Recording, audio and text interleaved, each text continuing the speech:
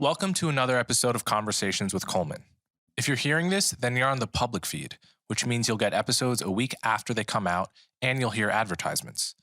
You can get access to the subscriber feed by going to colemanhughes.org and becoming a supporter. This means you'll have access to episodes a week early, you'll never hear ads, and you'll get access to bonus Q&A episodes. You can also support me by liking and subscribing on YouTube and sharing the show with friends and family. As always, thank you so much for your support. Today I'm going to try something new. Instead of publishing an interview that I did myself or a Q&A where I answer your questions, I'm going to use my platform to publish an interview conducted by somebody else. Now, this requires a bit of an explanation. My friend Desh Amila, who's a filmmaker and producer, organized an event with Julian Assange in 2017. He filmed the event at the time and then forgot all about it until a few days ago when he came across the footage by coincidence. When Desh offered to publish this footage using my platform, I was hesitant at first because I worried that publishing this on my podcast would give people the impression that I support Julian Assange's actions or that I support WikiLeaks as an organization. So let me say this up front. I'm agnostic about whether Julian Assange and WikiLeaks have done more good than harm for the world, as their supporters must believe. It's just not clear to me. And my publishing this interview should not be taken by anyone as an endorsement either of him or of WikiLeaks. As you all know, I'm a big defender of free speech and transparency. And because of that, you might expect that I would always take the side of the whistleblower who reveals important secrets held by governments or powerful corporations.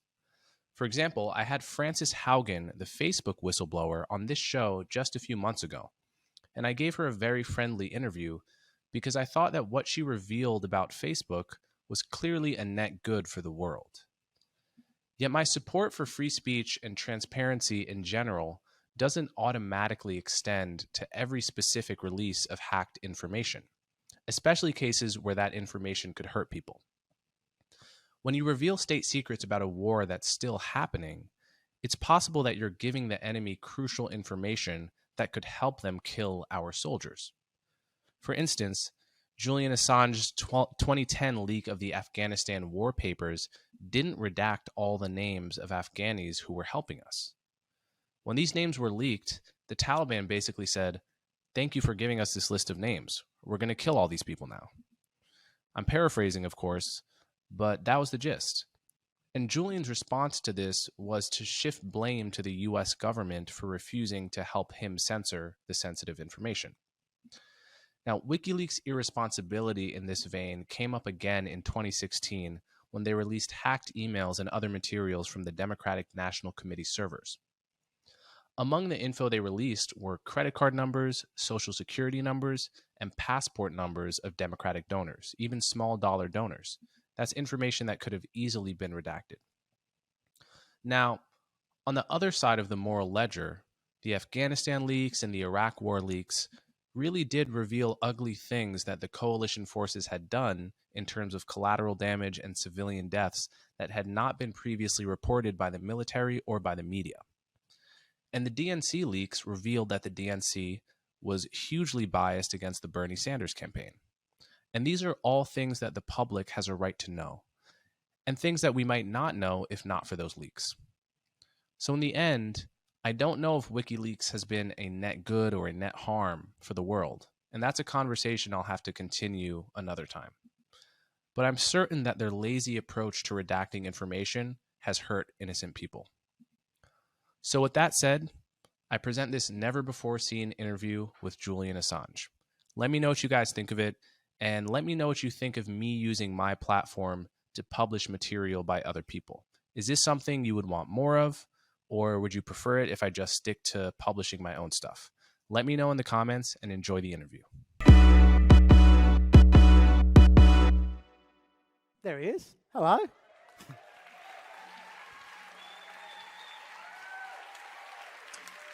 Chaz, can you hear me? The webcam's on, by the way. He can see you, so don't push him. Okay. All right, Julian, let's get right into it. What is your Gmail password? Okay. Okay. I didn't think it'd be that easy. You thought you might get somewhere with that question, Uh-huh. but of course I don't use email. You can't. Oh, okay. Well, can't blame the guy for trying. What actually is WikiLeaks these days? Because is it just you? Do you have staff? What is the organisation? How big is it? The people out there? Do you order them around? What is it? Yeah, well, WikiLeaks is a small, multinational publishing organization. We have people in every continent except Antarctica. Disappointing. We have, I don't know, a few million in Bitcoin in the bank, which has been appreciating. It's quite hard to cash out, actually. What's that mean? What's that mean? A few million Bitcoins.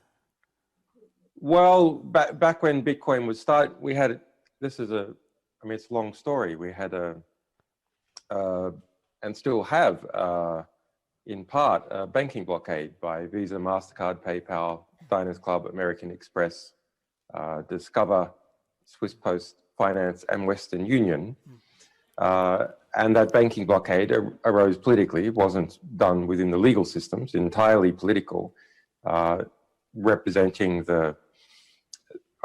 on the one hand, the connectivity within and between the US financial elite and the US security elite, and on the other hand, a fear of regulation by those companies, and therefore they self-regulate in response to political pressure, and erected a blockade against us, which we litigated at the European Union and in the Icelandic courts, where we managed to find a subsidiary of Visa and MasterCard and grab our teeth onto that, took it to the Supreme Court, won, knocked it down. We're suing for a few million in damages now.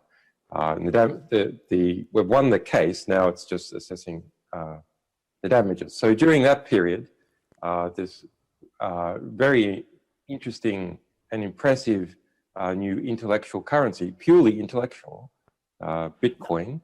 I know what Bitcoin are, but how much is that worth in terms of actual, say, American dollars? Well, it's a few million. Okay, that makes sense. In theory, but we collected it during this period, and then it appreciated, and we invested it in other Bitcoin things by about 9,000%. Yeah. And yeah, so that kind of, we lost 97% of our income. That's poor investment.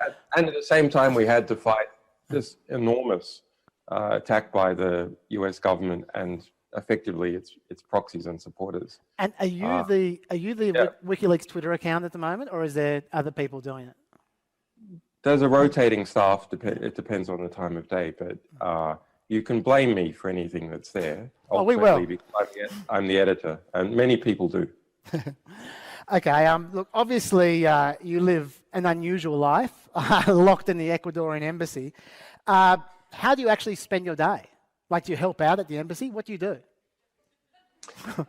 Yeah, I spend most of my day dealing with the difficulties of running an organization, fighting a dozen different court cases, about half of which have been taken against us, half of which we've taken against others. It's like running a newspaper as well as criminal cases. So it's quite involved. And then there's a lot of politics as well. There's politics inside the embassy. There's a big security situation, which is, people trying to infiltrate the embassy, trying to bribe the embassy staff, trying to bug the embassy. A number of those bugs have been discovered. Following people who come in and out of the embassy, setting up robot cameras around the embassy. So it's quite involved. Quite an involved situation. Yeah. On that note, how do the Ecuadorian embassy staff, the actual staffers there, how do they feel about you being there? They must have been really pissed when you got the internet cut off, for instance. So how do they feel? Do you relate well to them? They loved it. They loved it. No, I'm joking, but my fast internet, they managed to get hold of during the period where it was cut off for me. So Okay. they're Are you actually- their IT guy? they're a bit reluctant to hand it back. It's quite seriously, do you do IT for them? Yeah, in part. There you go. In part, I mean, but there's, it's an embassy, the Ecuadorian embassy represents the Ecuadorian people, but it also represents the Ecuadorian state. So it is an embassy. It is a state apparatus. And so there's, if you like, demarcation issues with embassy stuff Sure. versus my stuff. Yeah, sure. Do you get visitors? Yeah, we get visitors. It's a bit involved security situation to get people in. They have to be checked out, booked in 24 hours in advance. We need passports. It's coming into an embassy. Which can sometimes be hard, but it's also coming into an embassy that's in the middle of an extremely serious intelligence siege, which the UK government admits just on the police component of that siege, it is spending £4 million a year. Yeah. In all seriousness, you've been in a situation where you get less exercise than a high security prisoner for the last 5 years. What's the stuff that you miss the most that you might not have expected to miss? Yeah, I don't really want to go into it. I don't like creating any kind of general deterrent. So I think people should just assume actually that intellectually my mind is in the world doing amazing things, actually, frankly, amazing things. And that's very exciting and interesting. There you go. But I don't want to create a kind of, that there's such an expectation that if you create difficulties, expose the truth and our history about big powers, then it is a form of natural justice that you suffer. It's not a form of natural justice. That's complete rubbish. It's a form of artificial corrupted justice where the supposed ideals of the justice system are thrown to the wind because of politics. But it's not an ideal, and we shouldn't push that. If you look at an organization like the ACLU, and we've been guilty of it as well, to be fair, but if you look at an organization like the ACLU, it's in the kind of the business of securitizing government malfeasance. And the suffering that derives from it. So if you look at the appalling treatment of Chelsea Manning, one of our alleged sources, which we have had an amazing victory with getting clemency. But if you look at that abusive treatment, there's a desire by many people to project forth the image of the sufferer and the injustice of the suffering person. But, actually, both the ACLU, I don't mean to pick on them particularly, but they're just an example, but the ACLU plus the Department of Justice and the Pentagon are pushing the same narrative, which is that if you expose the truth, you will suffer. And that's a problem. Yeah. Because nearly all of our sources, 999 of 1,000, don't have any problems. But they're invisible because they do their amazing act and can contribute knowledge to all of us and do something very important for WikiLeaks. And then they go back to being within their bureaucracies or companies or computer hackers and go on and live their happy and now slightly more fulfilled, slightly more paranoid lives. And it all works out really well. But we don't hear about them. We don't see it. We don't see them and we don't perceive them. We only perceive people that are in public, which the supporters amplify as examples, and which governments and states and big corporations also amplify as negative examples to set a general deterrent. Okay. We've mentioned ACLU, which is the American context. You've mentioned the English police, but obviously you're an Australian citizen. You've been in this embassy. Well, I'm not sure. Maybe I'm not. Maybe I'm not. Oh, okay. Yes. At one point in time, you're an Australian citizen. You've been in this embassy for 5 years. Saying like, what does that phrase mean? It doesn't have any practical meaning for me. You can disregard it. My question is, you've been in the embassy for 5 years. I am an Australian. Yeah. I'm culturally an Australian, sure.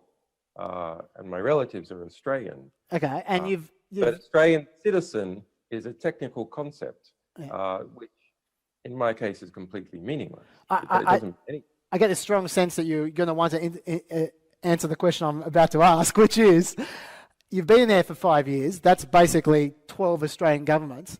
Throughout all these governments, what have any of them done to help you out? And have any of them been different to the other ones? Or has it been a consistent line the whole time? There's nothing. I suppose, none of them have been helpful. None have been helpful at all. There's a question whether any of them did anything at all. Very briefly, when Rudd was foreign minister, he forwarded to us one document where the Ministry of Foreign Affairs had asked the Swedes some questions about interpretation of what might happen to me, which was forwarded. That's it. That is it. Well, what else happened? One more thing. They brought me a pen when I was in prison and some paper. I hope the pen didn't leak. That's it. Yeah, okay. All right. And they're not even that pretense. I mean, we can understand, of course, what Rudd was doing, but I mean, it's good that he was doing it, which he was creating some internal paper trails, which we heard that he encouraged us and other journalists to FOIA communications between him and Gillard. And so we get hold of these internal communications where he was saying, as foreign minister, look, the situation with Assange is not very good. And of course, Gillard doing nothing about it. So you can understand what that was about. But it's good that he saw that there was something in the Australian public that wanted that and had the courage to take the opportunity. But since that point, nothing. And Bob Carr says in his autobiography that he lied. He said that I had received more consular support than any other Australian, and admitted that it was a lie. And he had made that lie, he says, in order to, quote, needle me. Well, he won't be appearing on this show because there's no more secrets, no more lies. But it's not, I have to say, it's not just me. I mean, Australia doesn't really exist, as a state. It doesn't actually exist. What about Pauline Hanson? Because she's your new mate. So has she called you at all? Foreign policy. It's a colonial country that doesn't have a sense of itself. It doesn't have its own land. It doesn't have its own language. It doesn't have its own foreign policy. So you have to understand, yes, there's an Australian culture, kind of disappearing perhaps quickly, but there isn't actually an Australian state. In the sense that there is an Ecuadorian state or a Russian state or an American state. There's not an Australian state. Look, that confuses me a little, so I'm going to move on. You've been through over the last 5 years more than 5 years, last 15 years, quite a road. You at one point in time were kind of the darling of the left. Then during the last election, you became kind of the darling of the right. I mean, how do you feel about that, to be loved and hated alternately by the same people? And is there anyone who's really loved you who you've just had absolutely no time for? Who's the person you're most embarrassed to be loved by? David Duke, I guess. But I don't. he trolls basically. He says that he appreciates someone for doing something, and he's done it to many people because he knows exactly what will happen, which is the media will pick it up and go, "Oh my God, David Duke said something nice about this guy," and therefore he'll get his name into the press. But fair enough. How would you describe your own political leanings? Because there's plenty of people on the internet who are... Sorry? That was not politically helpful, obviously. Yeah. But I don't mind being liked by people, even bad people.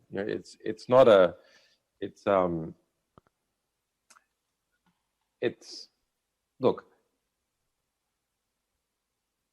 when Vladimir Putin's government gave Edward Snowden asylum, which I wrote the application. That was the right thing to do for all the other problems that government has internally and a few externally. That was the right thing to do, and so that should be applauded.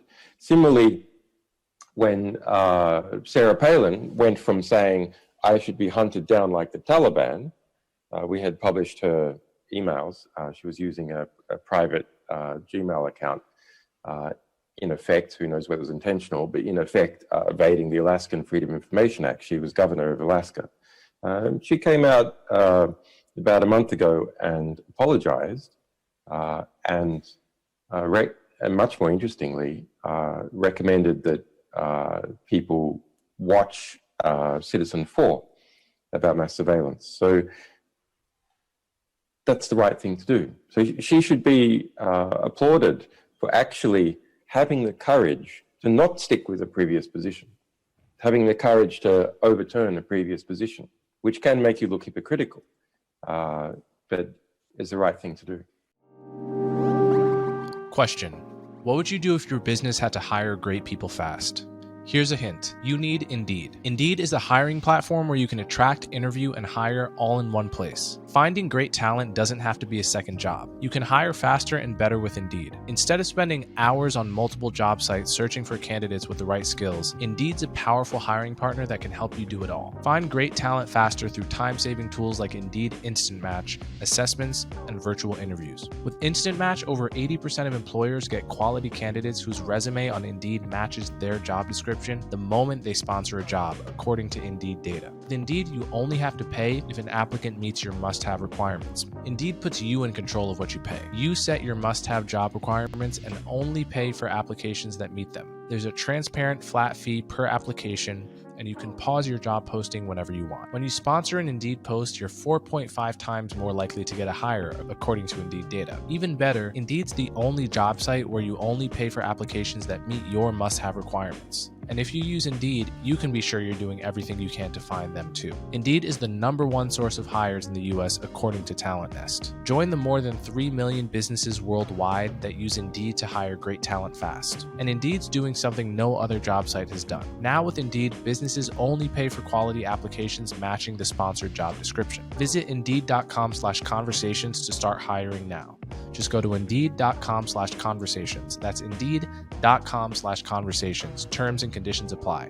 Need to hire? You need Indeed. Okay, now the reason you're there, of course, is because Sweden wanted to haul you in for questioning over the sexual assault claims. Not charges, mind you, claims. No, it's not the reason why I'm here. No? I don't know where people get this crap from. Actually, I do. I know exactly where they get it from. Yeah, they get it from me, actually. That's where they're getting this crap. They get it from very fake news. Yeah. Yeah. Well, my question is this. The Swedish prosecutors finally interviewed you recently. So, which was what, at least I was led to believe that they were supposed to be trying to do. So what happens then? Is it over? What's the state of the Swedish situation? It's all rubbish. It's an entirely political situation.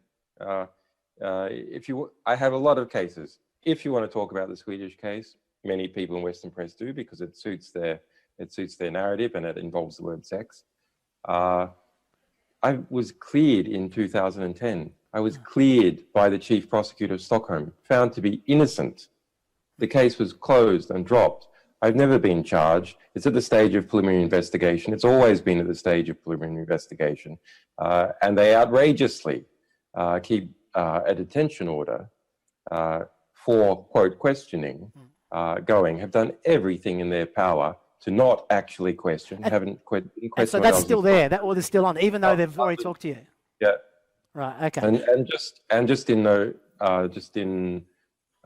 November, we then went to the Supreme Court in Sweden. They were going to lose the case, so they flipped and then said, okay, we will. They then took another year of feet dragging. And finally, they actually did the the first thing that you're meant to do in a case, which is if there's allegations against someone, which there aren't really, but if the kind of state has at least allegations, okay, then you might actually ask them if they're true. Yeah. And that's done the first time in November. First time in November.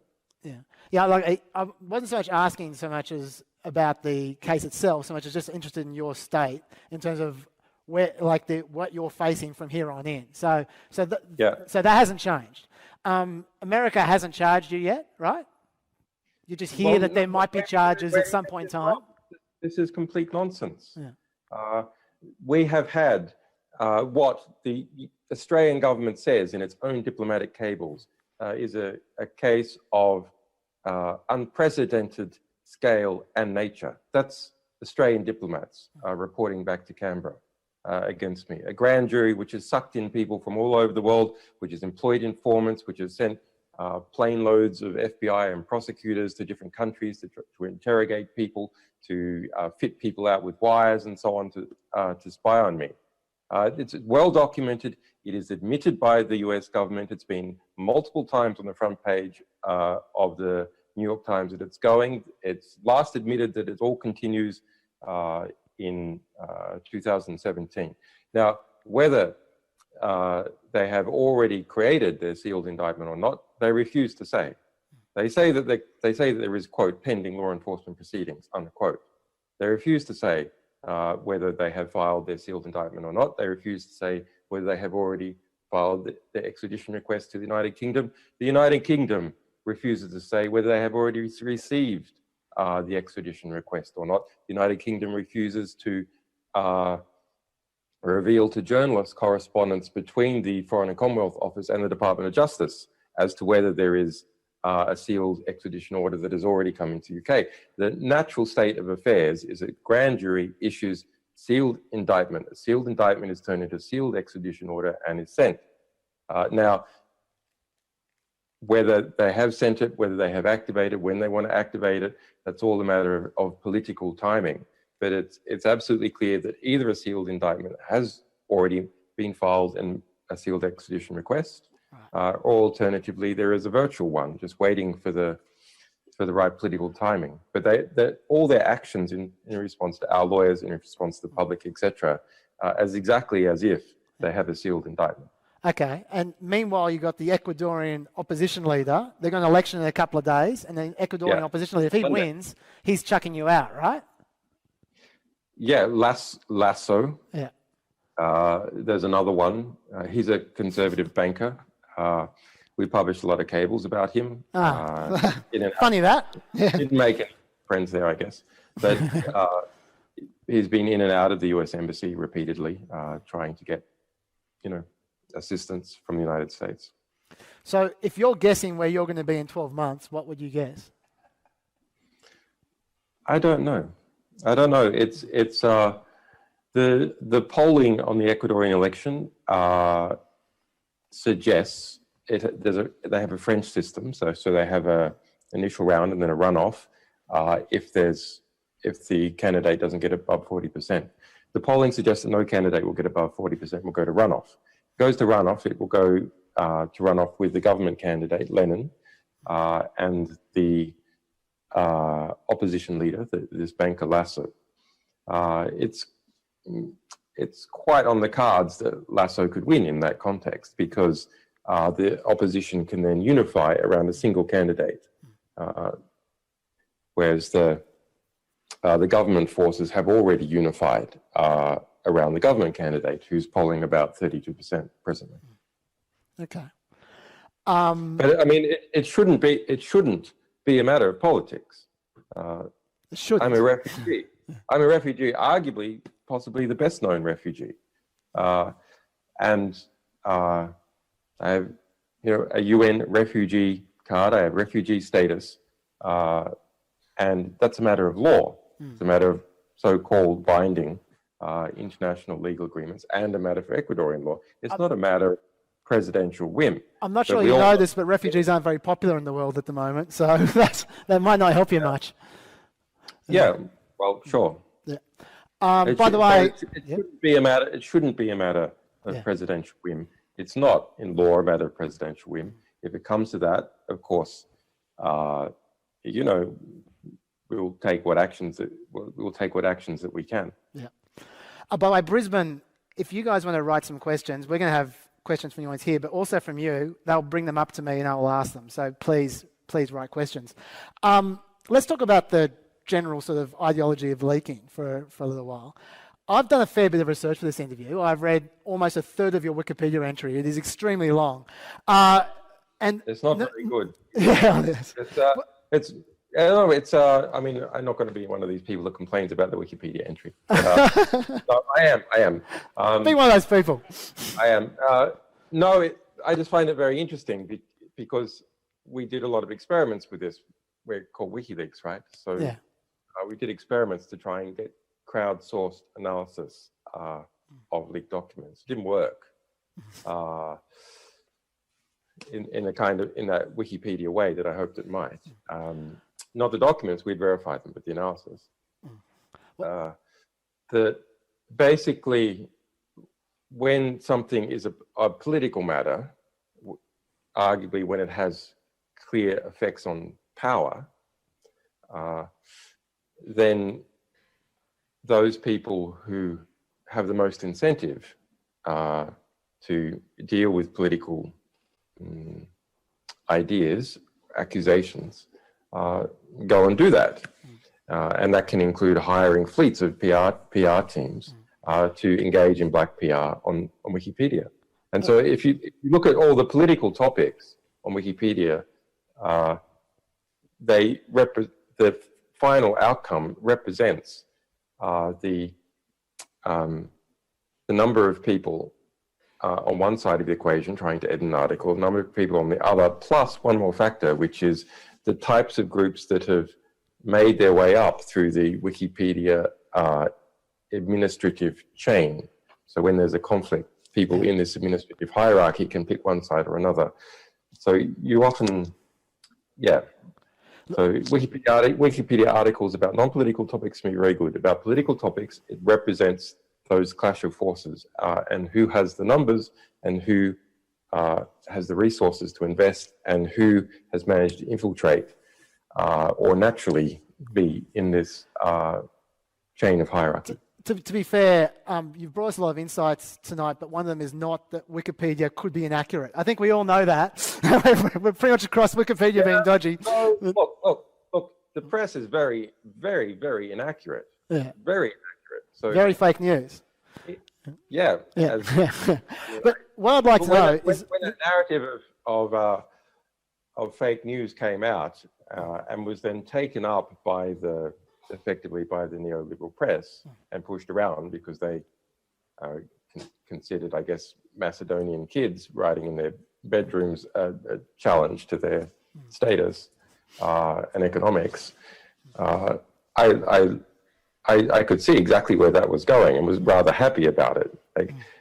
WikiLeaks is very happy that there is a narrative about fake news out there because we have a perfect record of having never got it wrong in terms of authentication. So we see this would flip around immediately on the mainstream press. So yeah, Wikipedia is filled with errors in politics, but actually your average article in the mainstream press is probably worse. Sure.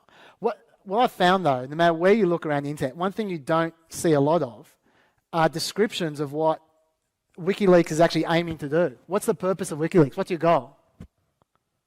Yeah, well, I was thinking about this the other day, that you don't see that very much, even though I've gone on about it at length, but maybe that's the problem. So I share with this audience some of my thinking on this problem, and maybe there needs to be a transition. So what I first said, and have been saying for years, is that you know, that you can't build a just civilization out of falsehoods. You can't build anything out of falsehoods, really. You can't build a skyscraper out of plasticine. You can't build a just civilization out of lies. And so, at the moment, I say that basically all our political theories are bankrupt, and the recommendations that flow from those theories are therefore, you know, just not really well grounded. And why is that? Because they don't understand how modern institutions actually behave. And if you're trying to come up with political programs to regulate how modern institutions should behave and reform them and work out what kind of society you want and what the laws should be, well, you've got to understand what you're working with. And people don't understand that because institutions are largely opaque, and they, even when we do glean some insights from them, not through WikiLeaks, but traditionally, they pump out so much rubbish that it dilutes the truth as well. So WikiLeaks is designed to counter that tendency. It's a kind of quaint, old-fashioned Enlightenment project to produce the base ingredients that you need for rational discourse. Okay, but I think that's basically being too abstract. Now, there's lots of things that immediately flow from it, such as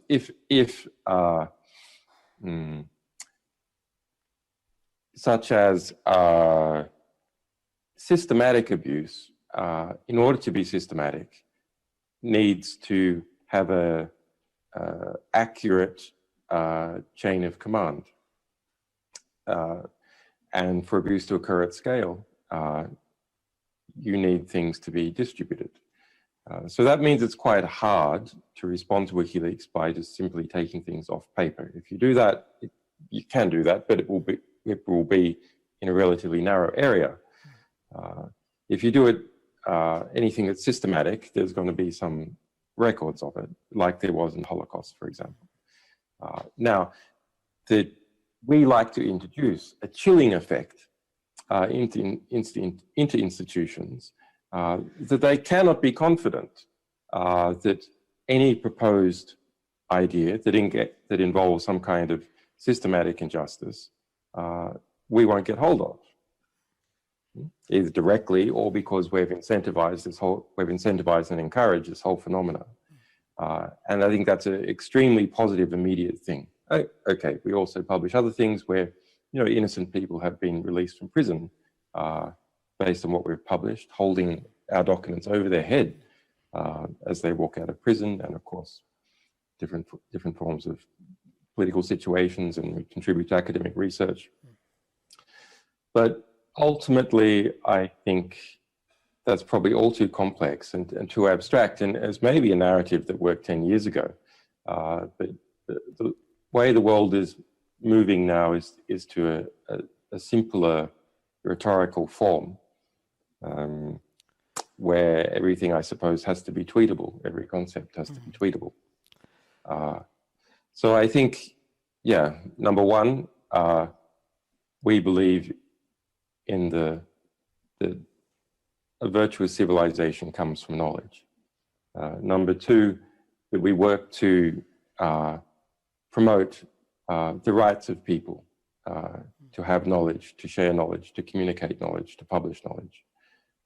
And number three, that we're opposed to war. And that war is the most unjust thing that civilizations do. And that wars are almost uniformly in democracies and in dictatorships started by lies.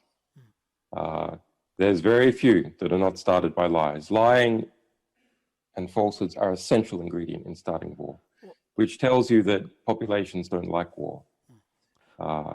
And the corollary is that the truth is what keeps the peace and what starts peace. And So on we don't believe people should be killed in wars, and we think knowledge is the best way to facilitate that. Okay. On the question of lies and... Yeah. On the question of lies and truth, how can you know if someone has leaked you something which is basically an accurate document, but then smuggled an Easter egg in which is inaccurate? Like, how can you tell that kind of thing? Yeah, everyone can create these hypotheses, but WikiLeaks has a 10-year perfect record of authentication across 1 million documents. It's not 1 million separate publications, but several thousand separate publications. So in terms of the proof that our forensics and techniques and skepticism and gut and weighing it all up is correct, we have a record. Yeah. If you want to talk about how that's done technically, well, if you look at say, okay, it's okay, it's okay. If you look at say the Podesta emails that we published, John Podesta. Well, we had to reveal one of our secret spices, I suppose, because someone else discovered it as well, which is that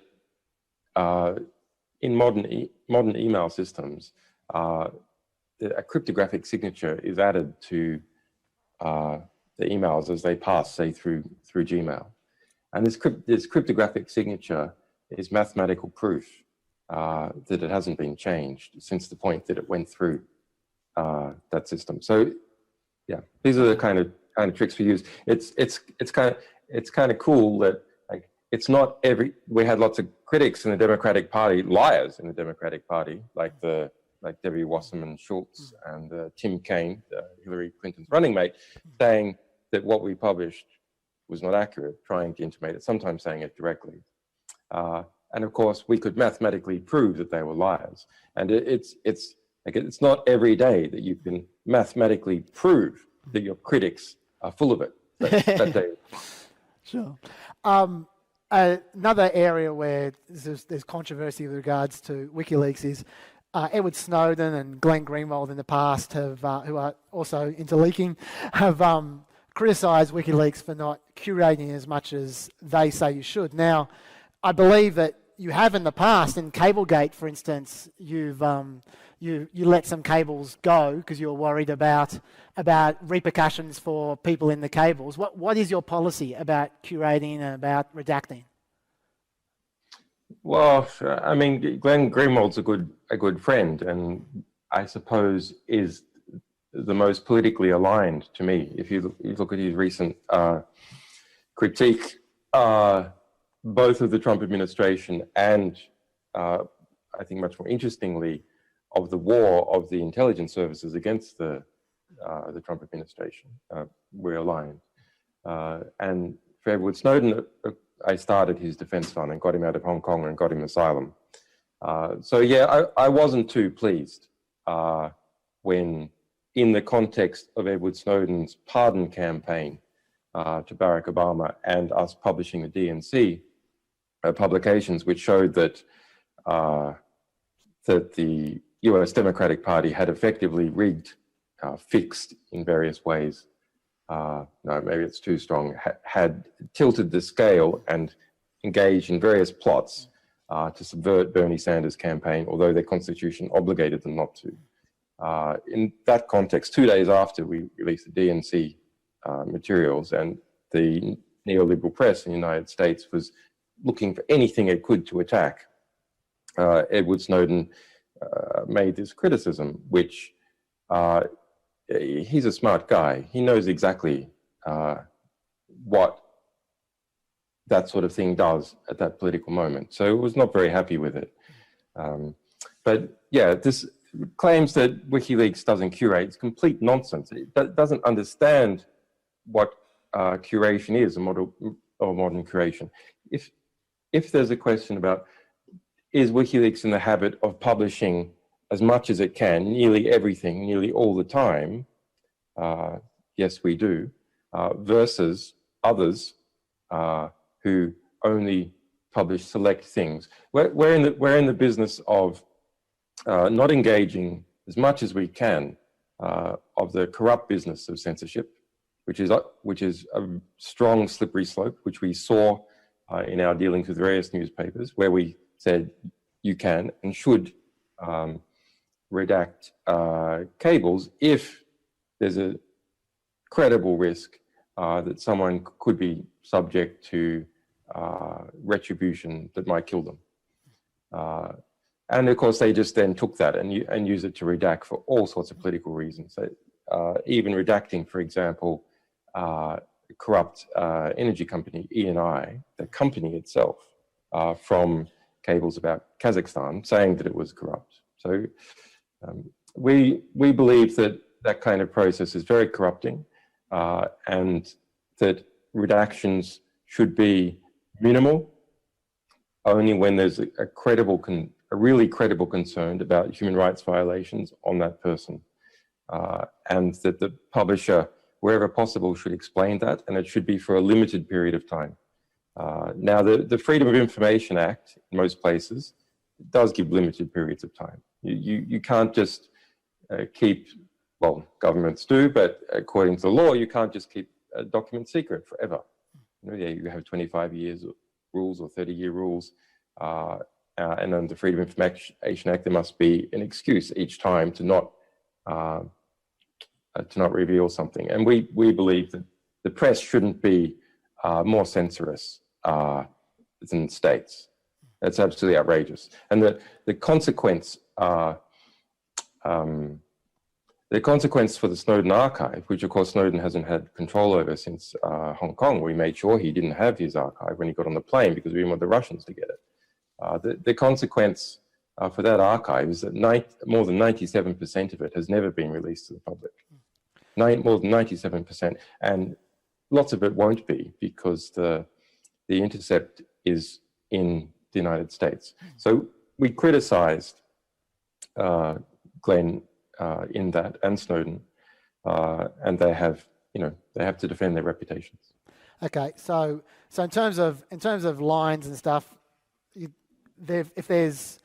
there's a strong, credible risk of someone being hurt badly or killed, then that falls into the zone where you're thinking about redaction. But say privacy issues aren't a problem. But for a limited period of time, yeah. and still such a point that the credible threat has elapsed. Sure, but what I'm just trying to get across is because one thing WikiLeaks has been criticised for as well is the releasing the information about Turkish women voters, the outing the Saudi gay guys. Privacy issues aren't issues for you, is that right? That story is made up, 100%. We never publish such information at all, ever. It is a completely made up story. It was spread in the context of our DNC publications, as a kind of, a diversion or attempt to critique WikiLeaks' reputation as a publisher to distract from Hillary Clinton and her lot fixing the Democratic Party's campaign to make sure Bernie Sanders didn't win. It is made up, 100%. It is completely false. Okay, so has there been a leak that you've published that you've regretted in hindsight? Well, probably everything. It's an honest answer. Let's think. No, there aren't. I mean, we have a public editorial criteria, so it's we accept. I mean, I don't want to get boring, but we accept material of diplomatic, political, ethical, or historical significance that hasn't been published before that is under some kind of threat that prevents its easy publishing. So that's what we do. Something fits that, we'll publish it. We have lots of resource. There's obviously queues, and we need to prioritize what comes out first. But as long as it fits that, we will publish it. Perhaps occasionally redacting things, as little as possible. But if it's really required, we got a question here which it isn't. It almost never is. You have this look. Nothing that we've published has ever hurt anyone physically. The U.S. government had to admit that under oath in the Chelsea Manning trial. So where does this narrative come from? It's a bullshit narrative. You know, it's a bullshit narrative that, hang on, bullshit. What happens? The investigative journalists investigate the Pentagon killing hundreds of thousands or millions of people and reveal that, how it was done, why it was done, etc. And the response, it's just kind of kindergarten rhetoric. You know, you're in kindergarten and you say, your mother stinks, and then the kid in the kindergarten turns around and goes, well, your mother stinks double. It's actually got nothing to do with your mother. Similarly, when we publish about the Pentagon causing harm, it sets up a rhetorical framework of harm, and that harm is the question under consideration. How many people has the Pentagon harmed? And therefore, to create a diversion for at least 50 years, the Pentagon just has a standard response. Intelligence agencies have a standard response, which is they go, "Oh no, you're causing the harm." I mean, it's kindergarten stuff. And what's amazing is journalists are, look, most journalists are pretty. They're not strategists. They're really not. They're kind of opportunistic snipers at the best. And they don't hold the line. They buy into this. They buy into this nonsense about information being dangerous. Information very, very rarely is dangerous, and not compared to the very, not compared to what government does. I mean, how many people get killed by Fords every day? It's just it's a diversion. Look, talking about kindergarten rhetoric, that leads in nicely to the American election. So a couple of quick ones to set the scene. Firstly, did you receive any credible leaks in 2016 that were either anti-Hillary or anti-Trump that you didn't publish? No. No, okay. And you've said many times the Podesta leaks didn't come directly from Russia. But my question is, how could you know if they weren't? I'd have to say, no, we did. I mean, we received kind of some people saying things about people, just claiming. Hearsay, yeah. Hearsay. Yeah, okay. Right. But we don't publish hearsay. We publish official documents. That's fair enough. So you've said that Podesta leaks didn't come directly from Russia, but how can you know if they weren't filtered down to you from Russia through a third party? Well, look, we're not playing 20 questions about our sources. So no, sure, yeah. The first question was, we occasionally give vague descriptions as to our sources, where we think it's really essential to do so because there's enormous distraction, say, from the publication, or in this case, a climate arising, perhaps leading to some eventual future conflict with Russia.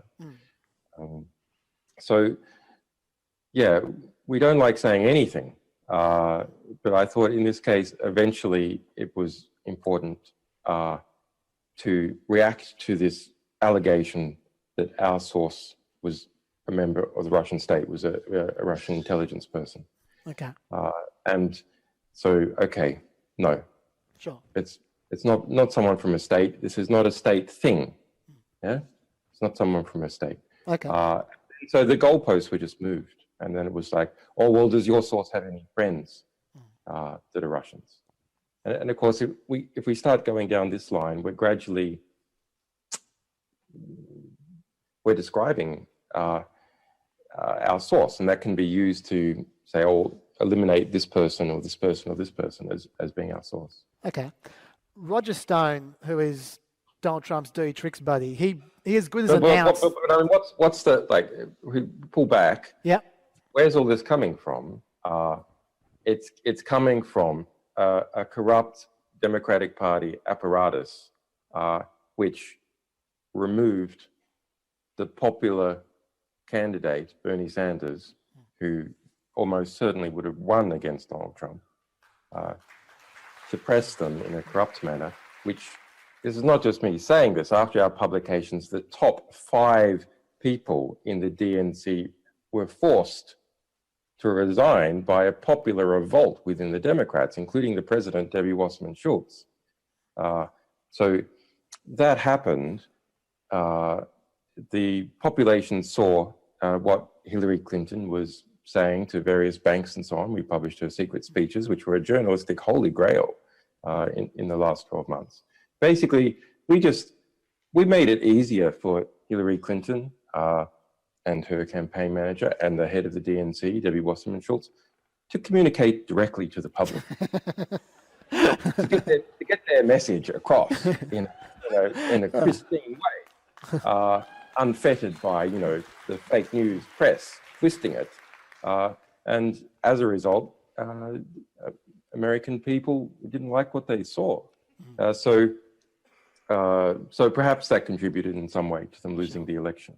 But whether it did or didn't, that apparatus within the Democratic Party is now fighting for its life against the reformation, the natural reformation that happens after a party loses an election, where people go, you just lost an election against Donald Trump.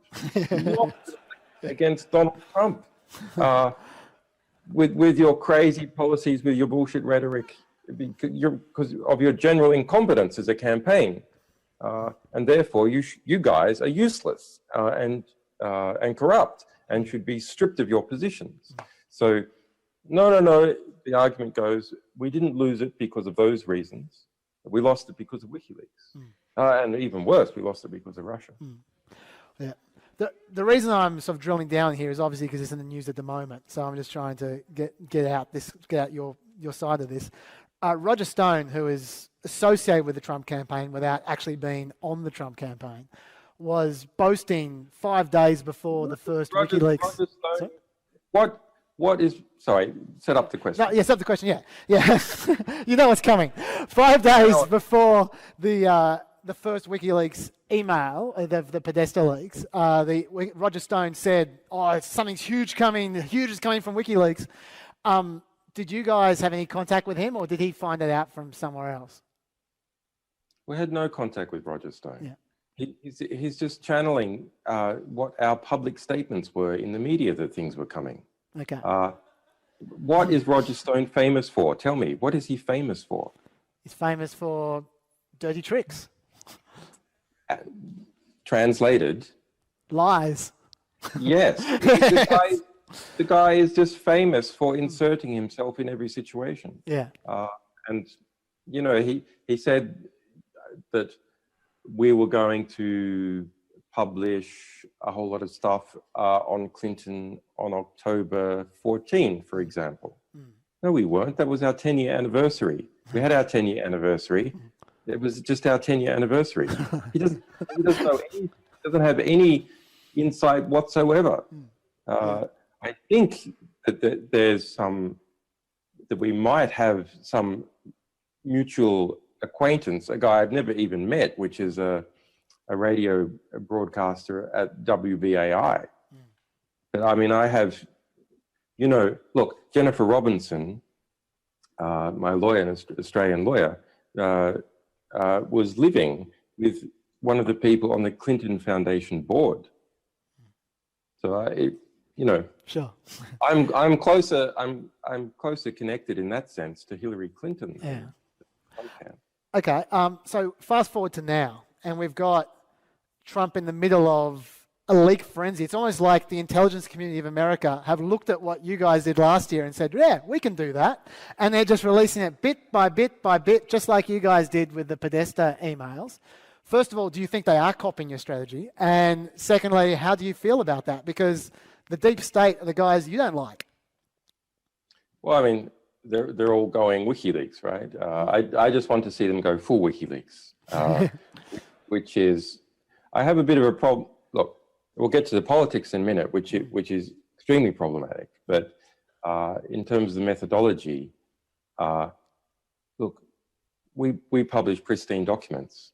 We published, for example, pristine documents on Friday, detail showing the actual CIA orders to penetrate the last French election, their political parties, and intercept the telephone calls and so on, steal their election strategies. so those are unarguable. Nothing like that is being published in relation to us or in relation to Russia. We want to see things like that published. And these claims about Trump and Flynn, we want to see pristine documents that people can analyze and argue about. We don't see that. There's no quote from that Flynn Russian ambassador telephone call, for example, not even a quote, alleged quote. What there is US officials speaking to, captive journalists in the US press, making one claim or another claim. And there's so many different claims from so many different angles, they can't all be right. And so I think it's from a scientific journalism viewpoint, these things are not falsifiable. There's not enough there that it can be falsified. And so, yeah, I don't like that too much.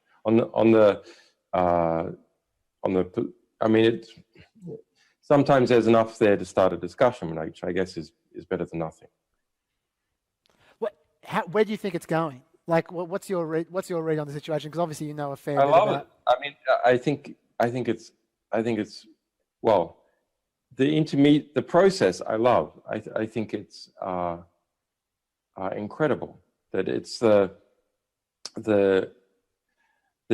deep state, the CIA, contractors, NSA, intelligence agencies, FISA court, etc.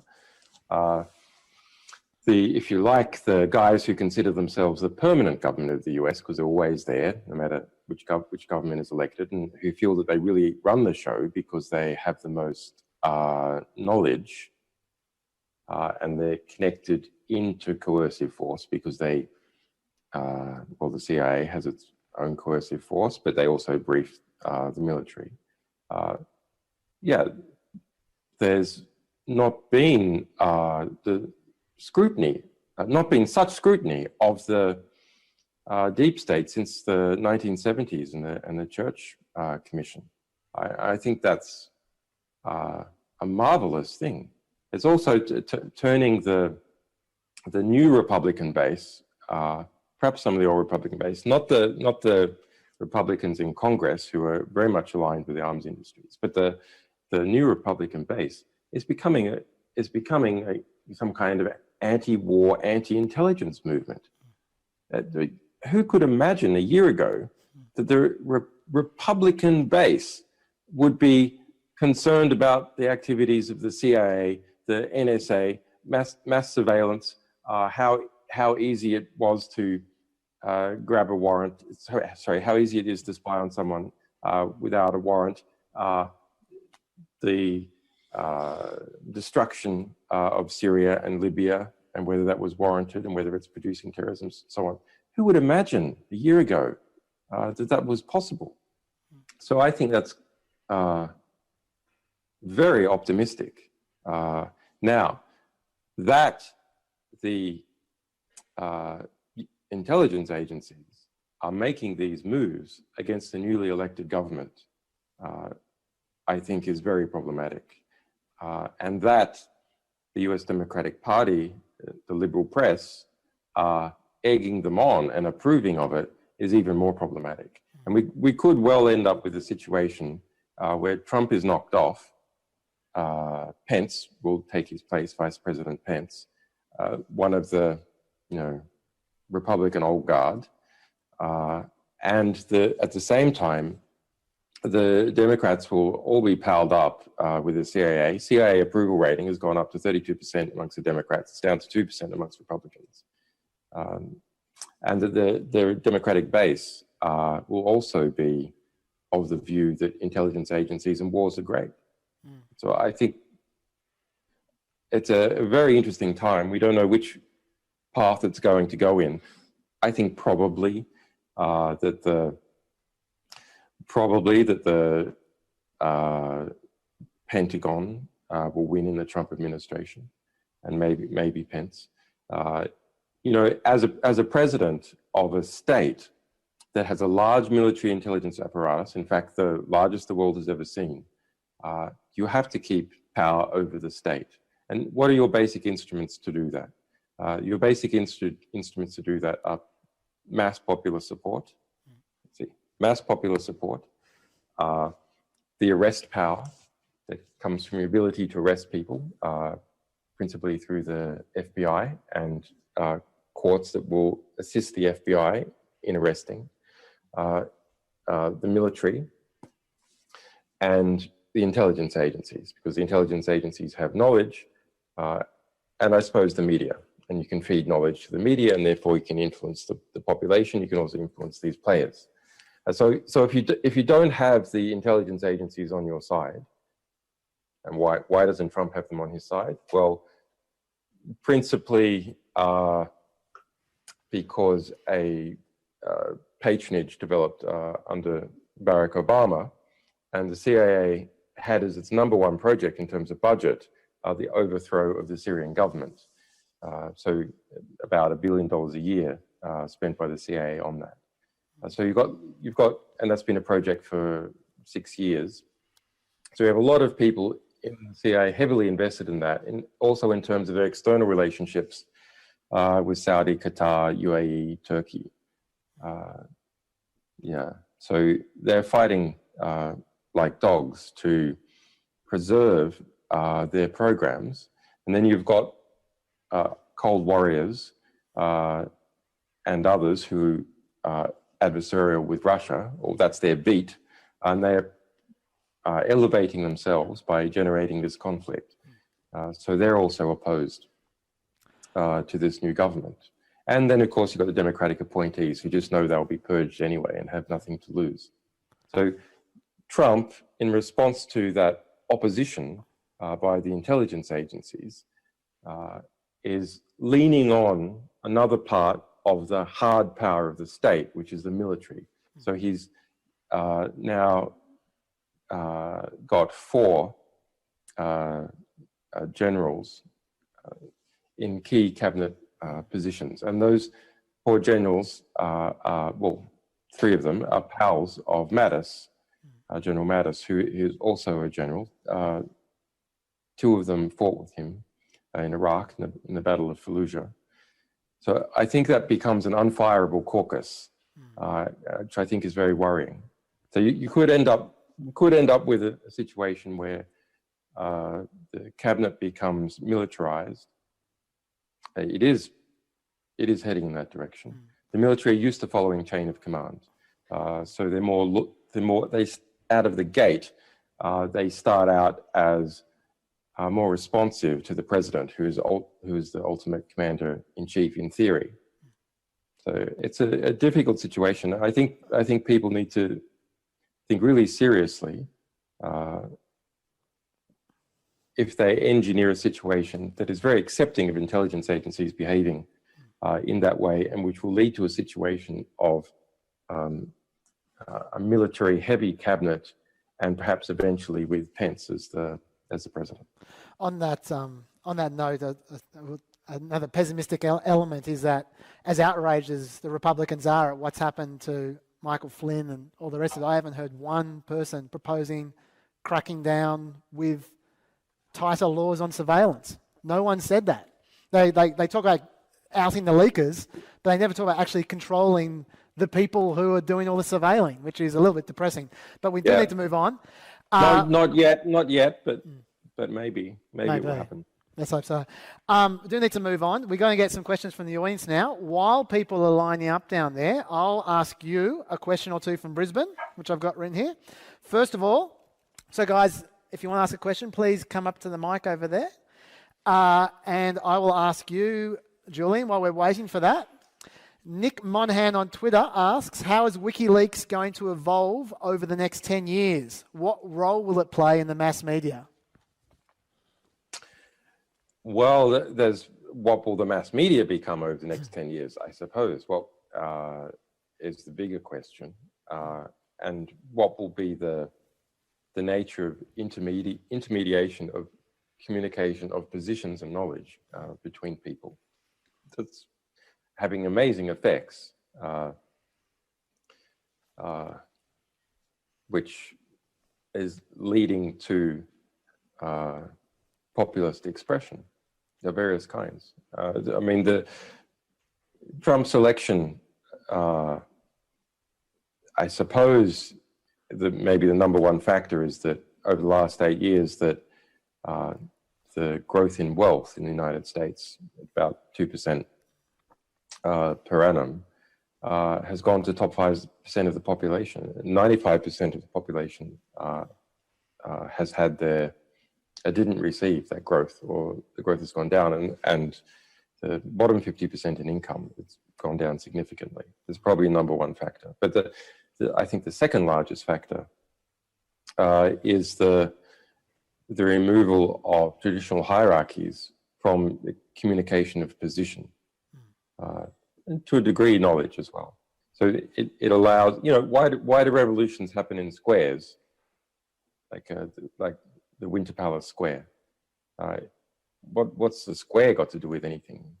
It allows people to see what the positions of others are and understand that they're not alone, and that eventually that they have the numbers. And so social media principally is permitting otherwise marginalized groups like the working class in the United States to express themselves. Yeah.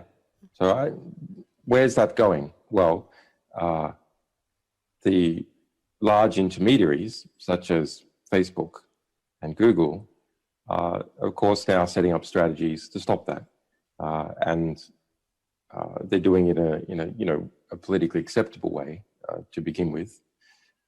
They're doing it explicitly now in relation to the French election to stop the spread of quote fake news during the French election. But of course, people have to make a decision as to what this fake news is. It's not a mathematical algorithm making the decision, it's people.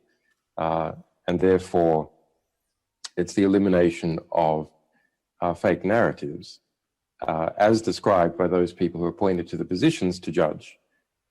So we have an open discourse that leads inevitably to populism, and then a restructuring by the intermediaries in that discourse to try and regain control over what narratives are likely to spread or can be spread. So WikiLeaks feeds into that process. We're a provider of knowledge. I think over the longer term, it's a lot more automation from us, because in many ways we're too popular, and it's a real burden to keep up this 100% accuracy record. It slows down publication. It reduces the number of publications we can do. And there's many cases where people want to make witness statements, for example, and they want to do it quickly in relation to something that's coming out. Our comparative advantage, which any group has to work within, our comparative advantage is that we know how to publish the unpublishable, the politically unpublishable. And we know how to do that from a technical perspective, and we know how to do it from a political perspective and a legal perspective, and which data centers in which countries do we have insiders in, and so on. So this permits us to construct any mechanism where publishing what is otherwise unpublishable is needed. And of course, we're interested in those things that people want to communicate publicly, not privately, but they want to communicate publicly with each other, that otherwise is somehow censored from society. Okay, we got first question here, yeah? Hi Julian, my name's Jesse, big fan. I just want to know what the one piece of information that you would want the public to know about, whether it's popular or hasn't yet been discovered on a public platform, is that you would want us to take away, read, and really learn and think about, and then move towards how do we do something, how do we get known as a public group here today. What was the last part? I don't. What do we do? What's the one piece of information you would want this public group to know? And then what does every individual do do about to it. make their voice heard? There isn't one piece. You know, what is special about WikiLeaks is that it's not just another damn story. It's not just another damn journalist putting their damn byline, advertising themselves and their position on another damn story. There's billions of people in the world, millions of institutions. There's far more reality than there is press to digest and encompass reality. And then, of course, you know, they distort the reality for their own purpose and the purpose of their institution and within their cultural cul-de-sac and so on. So WikiLeaks provides raw history about how institutions actually behave, and not how the institution wanted to communicate itself to the world, but rather how it was forced, for reasons of efficiency and hierarchy, to communicate its observations of itself and the world to itself. So these were communications that were not designed to manipulate you. Possibly they were designed to manipulate some people internally, but they were not designed to manipulate the public. And therefore, as someone that is in the public, you're not reading pre-weaponized knowledge. When you read a newspaper article, you are reading weaponized text that is designed to affect a person just like you. So I think that is the real beauty of WikiLeaks, and it's in the scale. It is not one thing. It is that sea of information, that treasure, intellectual treasure, that rebel library of Alexandria that you can go into. You know, last Christmas, I was at the embassy and there hadn't been very many people, and so I was looking on the internet and thinking, you know, the internet is boring. I felt like I'd read the whole internet, which is obviously not true. But somehow, you know, each new thing was kind of like the last thing, and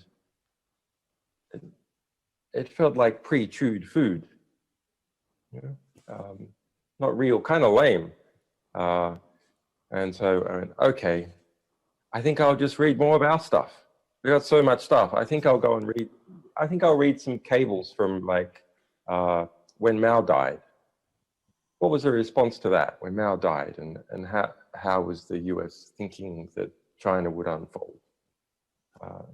And so, yeah, I found them and read them, and these are great distillations of history at the moment. And with WikiLeaks, it's also quite recent history. Now, that said, do I have a favorite thing that we've published?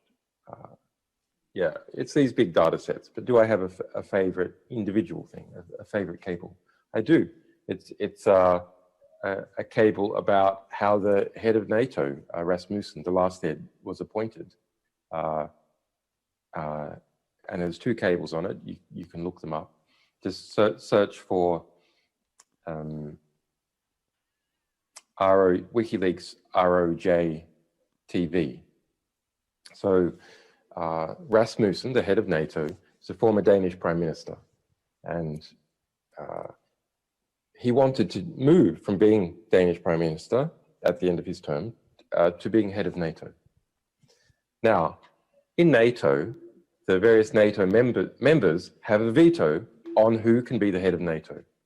So Turkey said, well, we're not going to accept you to be head of NATO unless Denmark destroys Kurdish TV. Now, ROJ TV is the largest Kurdish language broadcaster and was headquartered in Denmark, beaming up to Eurosat and then down to the Kurdish regions in Iraq, Turkey, and Syria, Kurdistan. So a deal was done between the US Embassy, Barack Obama, the Turks, Rasmussen, the Danish intelligence agency, PET and the Danish judiciary in the form of a Danish prosecutor to take down ROJ, to look into going after on taxes, to think creatively, to maybe they could go after on content that has been too biased, too Kurdish. And that's exactly what happened. They ended up knocking it off. And it's appealed now to the European Court of Human Rights. And those two cables are the star exhibit as to why their de-licensing should be overturned. But Rasmussen got his plum job. So here we have so-called pinnacle of liberalism and Western democracy, Denmark, with a completely corrupted judicial process involved in destroying the largest broadcaster for an entire language group, the Kurds, so that the Danish Prime Minister can get a plum job in NATO. Okay.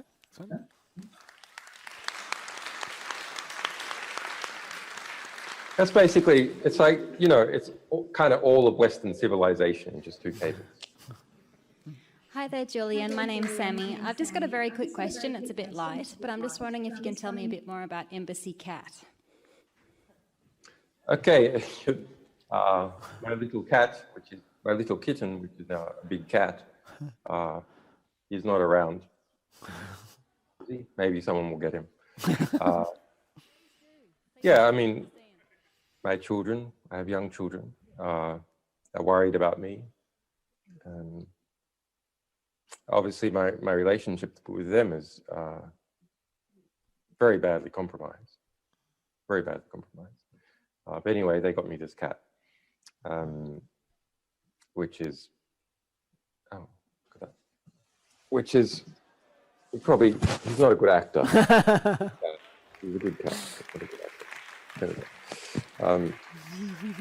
So he, yeah, it's just something psychologically. If you look at long-term prisoners, lifers, they give them animals to look after.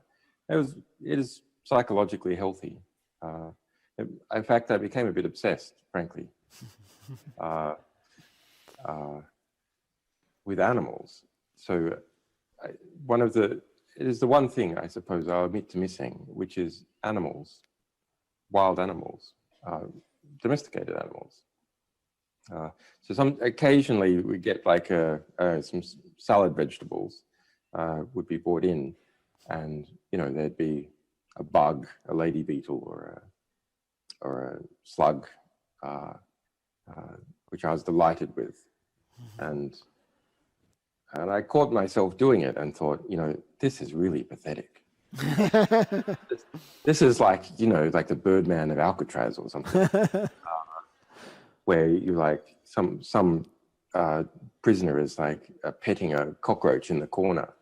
But yeah, so I caught myself doing it, and I'm not so obsessed with the lady beetles now because I have a cat. That's a good question. Yeah, thanks. Hi, Julian. My name's Grant.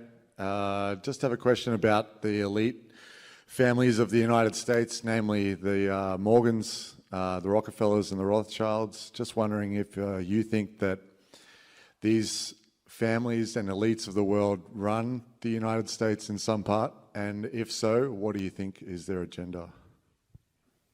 I mean, they're influential. I don't think that those very well-known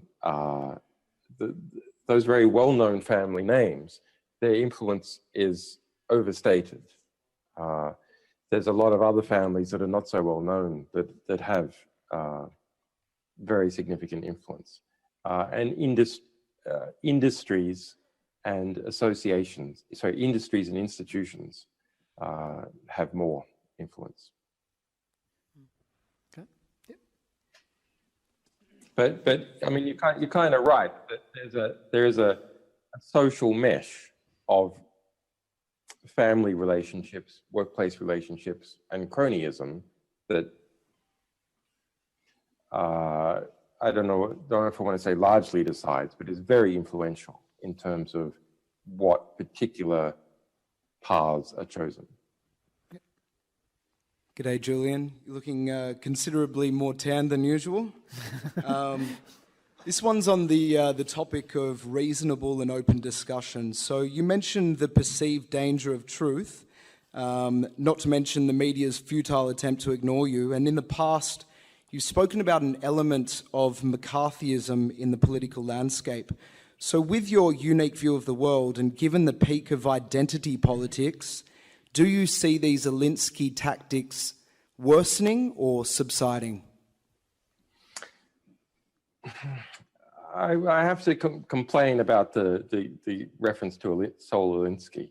Now, interestingly, Hillary Clinton did her PhD studying Saul Alinsky, interestingly.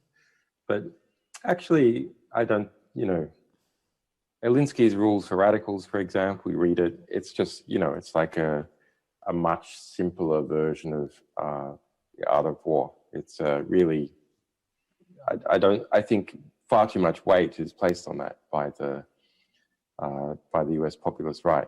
If you want to talk about identity politics and how that has infected the US Democratic Party and the middle classes in the United States, I think that's a much more serious issue, very serious for the Democratic Party.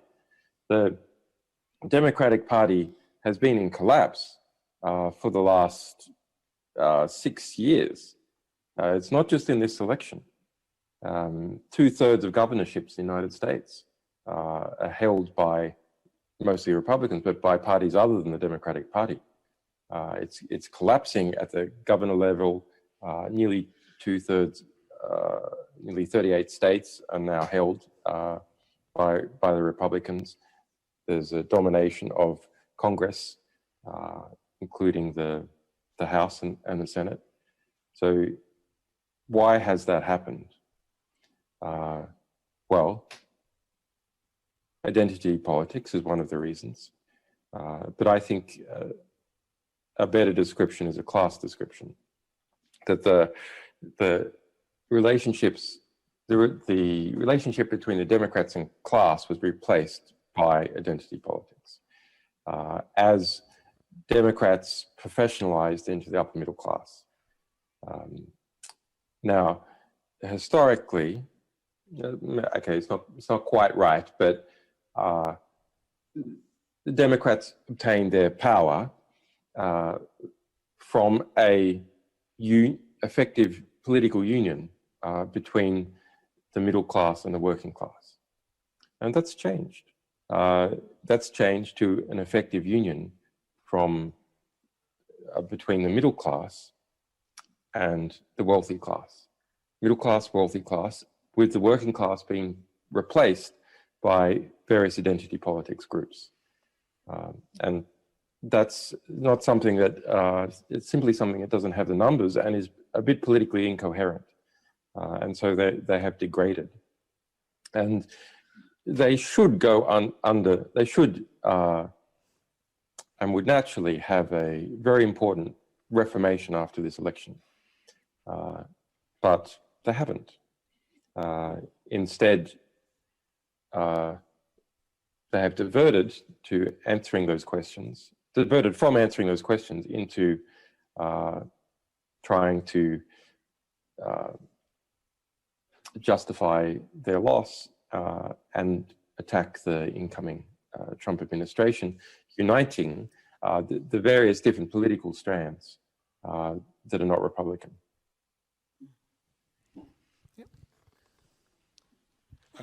Hello, Julian. Nice to talk to you. Great admirer of your work. There's an Australian journalist called John Pilger. He's interviewed you a few times, and I'm just wondering what he's done recently to help you out. Is he a great help? Has he done a lot? John Pilger's a great guy. I admire him a lot. He co-founded my defence fund here, together with a very good friend who's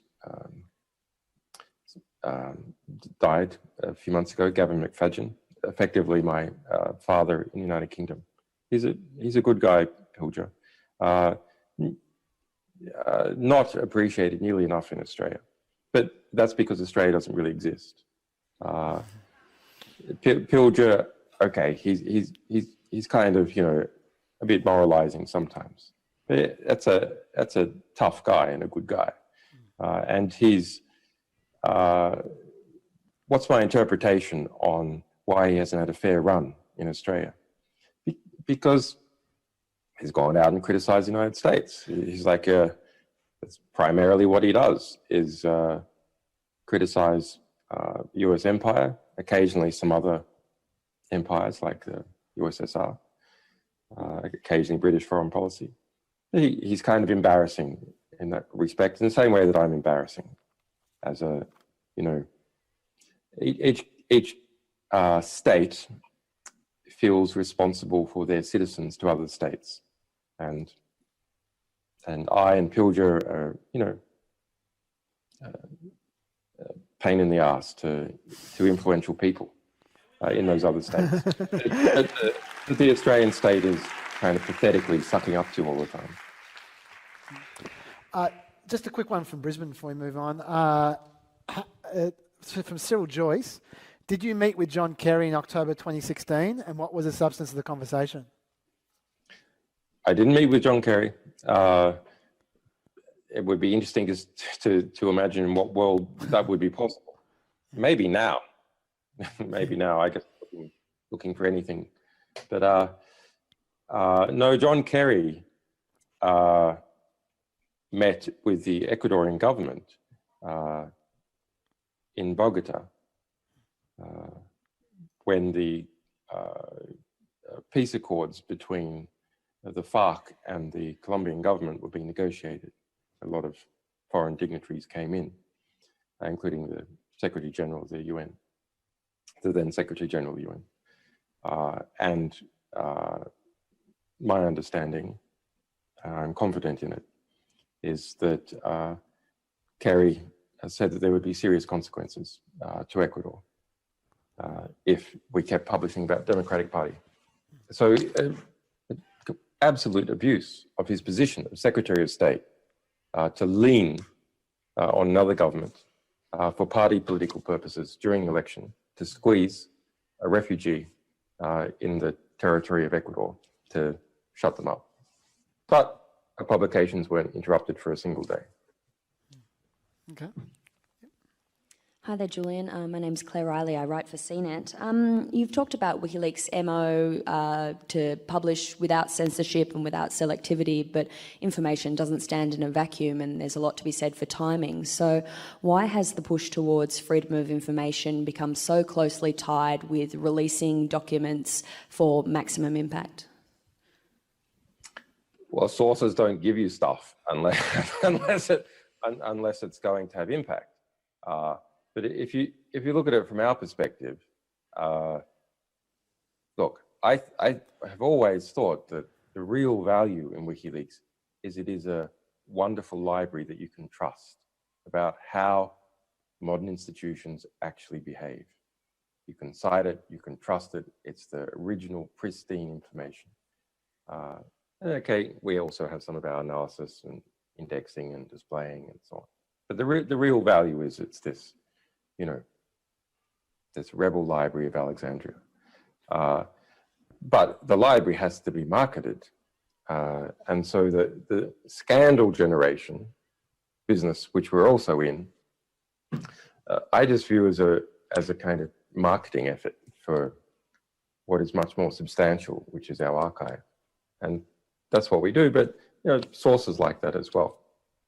They like they go through risks and effort to get information, and they don't want to think that it's in vain. They want people to read it.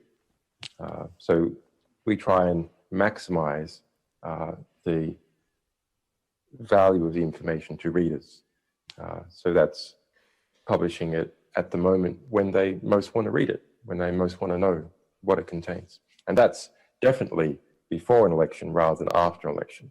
And you can just imagine if we had suppressed what the Democratic Party was doing inside, what the secret speeches were of Hillary Clinton to big banks until after the election.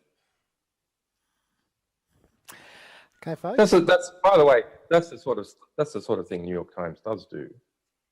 For example, it suppressed the reality of National Security Agency mass domestic interception of call records in the United States across the re-election of George W. Bush. One more question. Sorry, guys. Hello, Julian. My name is Mohsen. Well, my question is sort of a broad, I just want to get your view of a broad sort of sense of, basically, since the Trump's administration started, and even before that, there was a sort of a global concern about his political directions and in more so lack of political directions in a lot of aspects that has global consequences, say in an Orwellian sense of capitalism versus communism, or Russia versus US. And I just want to see how you see the future of these conflicts going, and the countries especially that are sort of happen to be in the middle of the front line of these conflicts, countries that are now being a part of the travel bans and the Muslim bans and so on. So I just want to know, how do you see the future of these relationships between US and Russia going, and what impact does it have on a global scale? Okay, I think that's about an hour.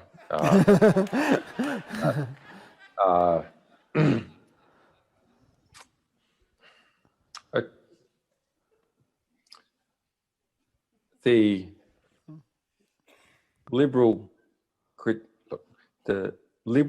plus neoliberal plus intelligence agencies' critique of the incoming Trump administration. By the way, I think most of that critique, I'll be frank, I think most of that critique is rooted in class.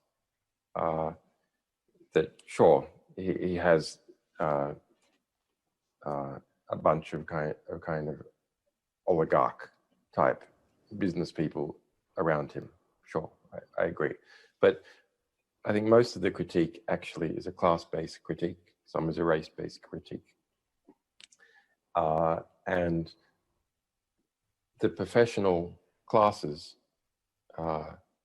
feel threatened by someone who they perceive to be the leader of the white trash.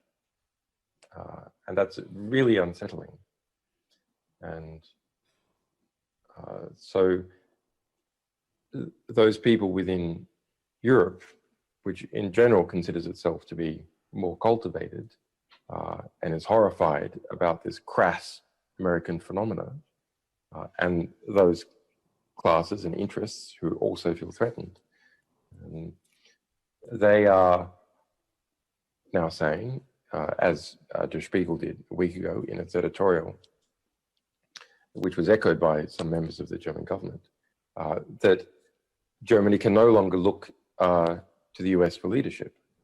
And that's an incredible thing for Germany to be saying that, if you understand the history of politics in Germany. It's an incredible thing.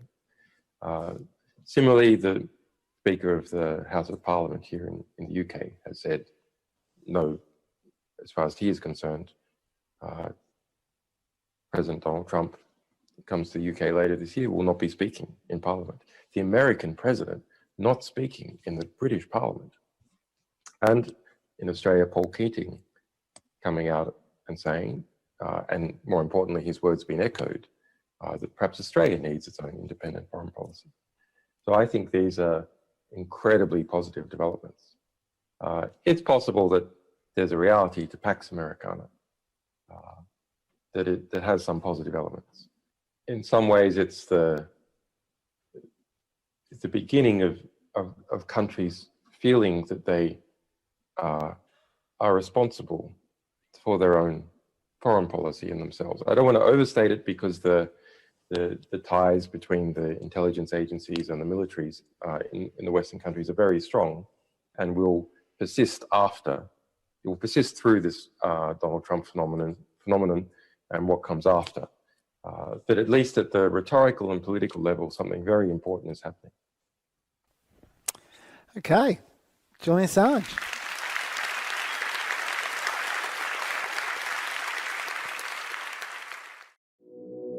If you appreciate the work I do, the best ways to support me are to subscribe directly through my website, colemanhughes.org, and to subscribe to my YouTube channel so you'll never miss my new content. As always, thanks for your support.